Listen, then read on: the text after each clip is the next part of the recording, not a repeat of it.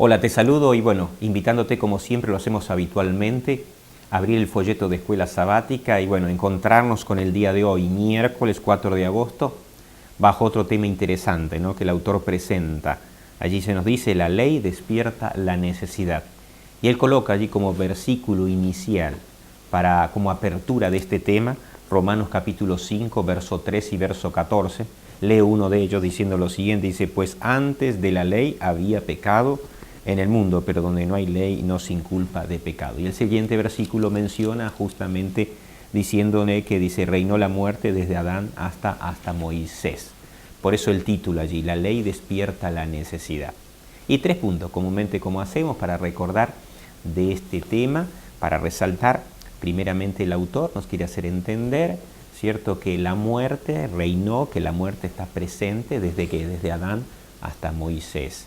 ¿Qué quiere decir con esto entonces? Él nos está queriendo hacer entender, ¿cierto?, que aunque no había una ley formalmente declarada o proclamada, sin embargo ya había evidencia de la presencia del pecado y de la presencia de la ley de Dios. Por lo tanto, porque el pecado, ¿qué es? Es transgresión de la ley. Así que acuérdate, la muerte, la presencia de la muerte desde Adán hasta Moisés, nos está queriendo decir que aunque no había una ley proclamada allí en el Sinaí, sin embargo ya había una ley declarada que iba haciendo iba, digamos así, mudándose o anunciándose, ¿cierto?, o enseñándose de cultura a cultura, de generación a generación.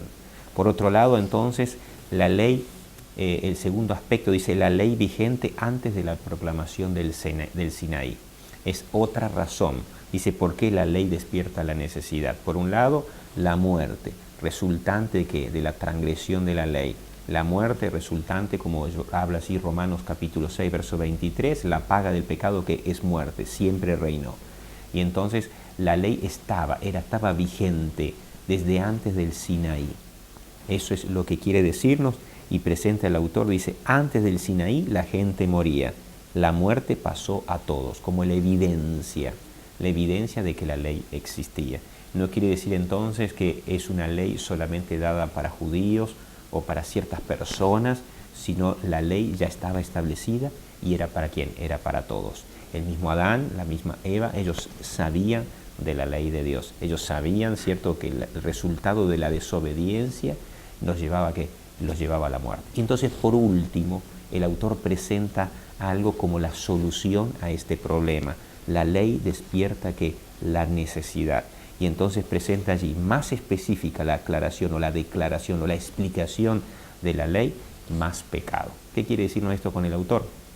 Allí el autor presenta, y les leo lo que dice: cuando los israelitas se compararon con los requerimientos divinos, descubrieron que estaban lejos de alcanzarlo, es decir, el pecado abundó. Y quiere decir, cuando se enfrentaron con la ley de Dios, se dieron cuenta que estaban muy lejos y que entonces necesitaban de un Salvador para poder ponerse entonces en armonía con Dios. Eso es lo que la ley promueve, eso es lo que la ley nos ayuda, es el parámetro que nos dirige, que nos conduce hacia la necesidad de un Salvador. ¿Para qué? Para que tú y yo entonces podemos dignificarlos a través de la justicia de Cristo, podamos tener una conducta santa, piadosa, que verdaderamente esté de acuerdo y en armonía ¿con quién? Con Dios. Que Dios te acompañe.